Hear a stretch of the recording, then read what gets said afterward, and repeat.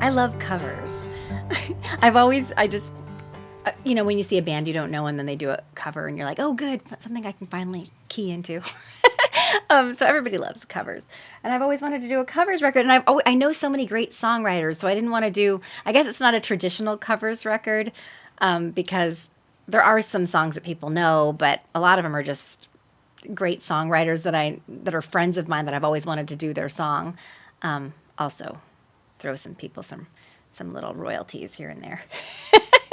And I even covered myself, actually. I called the record Borrowed because I had a song on Homewrecker, which is a previous record that I did, called Borrowed in Blue, which I wrote as just a traditional, just very standard country song. And of course, you get Marvin Etzioni involved, and it becomes this, like, such a theatrical, it's art record, And so it turned into like Phil Spector, like The Wall of Sound, which is great. And I loved the version that we got on Homewrecker, but I was like, it was just a simple little country song. I really would love to capture it as just, CFG, just like nice little boom, boom, boom, So I did a cover of a record, a song I've already done, but in the way that I first envisioned it. And then I did, Murray Hammond, great songwriter, ex-husband. You're a nice guy when your ex-wife is like covering your songs and throwing you some royalties. And I did Valentine, which is what Murray. It's funny because when I first started dating Murray, I was playing Valentine on my stereo and in the car, and I saw an old 97 sticker on this other car that had pulled up to the light.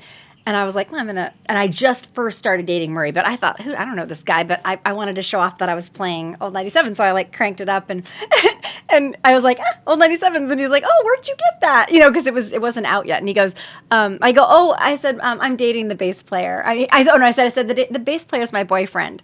And he goes, oh, wow, I'm their A&R guy. And I was like, oh my God, my butthole just like tightened up because I was like, oh God, we're not really official yet. Now I've got to tell him. He's going to be like, this girl's going around town telling people she's your girlfriend. So I had to clean up that mess. I called him. I was like, hi, I didn't have time to explain it because he was just like next to me in traffic, but I was playing your song and then he asked me how I got it. And I said that I was your girlfriend, but I know that I'm not. And it was just like, I know we just started, but that was kind of how we became official because Murray was like, well, do you want to be my girlfriend? I was like, okay. Anyway, so a marriage, a divorce, a kid, later we're still really good friends and I'm covering his songs.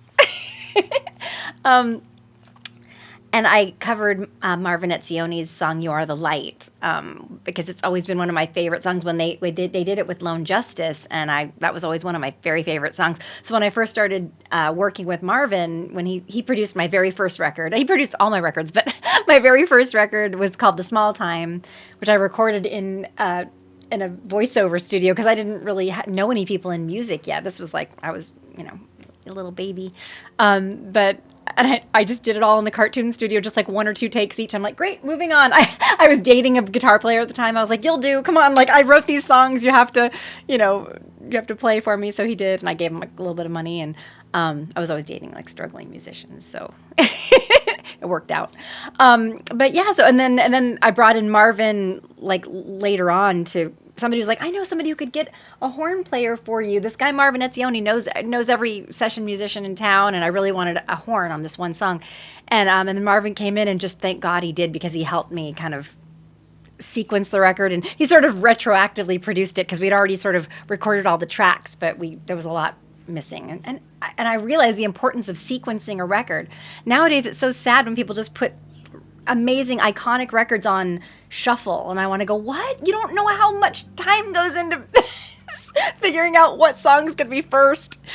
I actually have I heard a story about, I think Willie Nelson was in the studio and the engineer, they were trying to sequence record and they asked his opinion, like, which song do you think sounds better? Which order do you think? And he was like, well, I don't know. I always put all my records on shuffle. And I think he got, like, they fired him. They were like, nope, you're gone. You're not going to work on the record anymore. I wouldn't be quite that harsh. I'll wait for this car to pass because I'm a professional. Yes. Holding for cars. There's a theater in San Diego it's right by the airport, and they'll be in the middle of a full-scale musical, and then if a plane will go by and they'll just be like, if I loved you. The whole, like, they stop and then they start back up again. Yeah. So I'm used to that. I'm a San Diego girl. Okay, so Marvin, and then yeah, Sequencing. yes. But I was so happy when Marvin got involved, partly because I was kind of starstruck because Lone Justice was such a huge seminal band for me. X, Lone Justice, I would just, yeah. Um, so, and then when I knew he wrote, I found out that he wrote You Are the Light. And I was like, that's one of my favorite songs. So I always would cover it with him and sing it with him. And of course, I'll never come close to how Maria McKee sang it. And it's just like the angels came down from heaven. But this is my version of it. I put it on the record. Throw Marvin some residuals.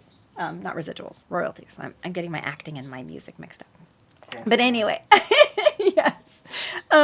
So yeah, and then there were some iconic songs that we did Girl, the T-Rex song, which we just like thought of at the last minute in Murray's living room. We were like, that would be kind of a fun song. And we just recorded like our first or second take of it. So, and then we added this string quartet, and Tammy Rogers played fiddle. We love her.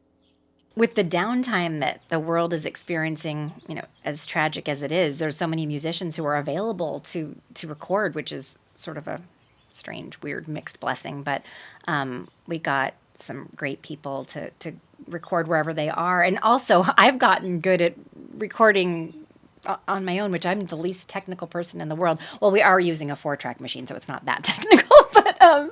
But I love the constraints of using a 4-track machine too, rather than being in a big studio with tons of tracks. I mean, it really has forced us to be very choosy and sort of minimalistic about the way we're recording. Sometimes I'm like, let's put an extra harmony on there, and Murray's like, we're out of tracks. We we don't have anything. I'm like, oh yeah, auto harp, vocal, guitar. Okay, I guess we're done. Anyway, yeah, but I do love using the 4-track machine, and the fact that we're able to record in Murray's living room is amazing because I'm too afraid to go into a studio right now, and then yeah, we're sending the tracks off, and some people are in Nashville. Our drummer's in Australia, and he's just so yeah. It's been interesting, but we're finding our way, and I'm just excited to put this record out and see what people think and just share some of my favorite songwriters and musicians that some people might not know yet. So thank you for listening. So the record Borrowed, it's, a cover record, but it started out as I hadn't written any songs in a while. So I just thought, I'll put out some little YouTube videos, just for fun. So we were recording here and there whenever we had time, and recording in Marvin's living room, sometimes in Murray's living room, just little YouTube videos. And I put them out, and then people said, I keep playing that YouTube video over and over again because I like that song. I covered You Belong to Me, which is, I don't know, you might know it from The Jerk. That's where I first heard it. But it turned out it was, the Honeys and all kinds of wonderful people recorded it. It was written in the 1920s, but I covered that, and people loved that, but they were playing it on YouTube. So I thought, maybe I should put that on a record. So, it's funny because this record sort of came about because people wanted a way to play it rather than YouTube. So I thought maybe I'll compile all those songs that I did covers of on YouTube and just put them on a record. And, since I haven't written any songs in a little while, I can do this little covers record. So that's sort of how the concept came about. We covered The Wall by Pink Floyd on this record, and in my mind, it had always been sort of a fun, anarchistic anthem of my high school days. But with all the changes in immigration that our country's gone through in the past 5 years or so, it sort of took on a different meaning, The Wall. If you said The Wall in 1995, people would think of Pink Floyd. Now they think of, people separated at the border. So we went down to the border, actually, to The Wall, and did some filming there, and then came back and kind of sat with those feelings right before we recorded it.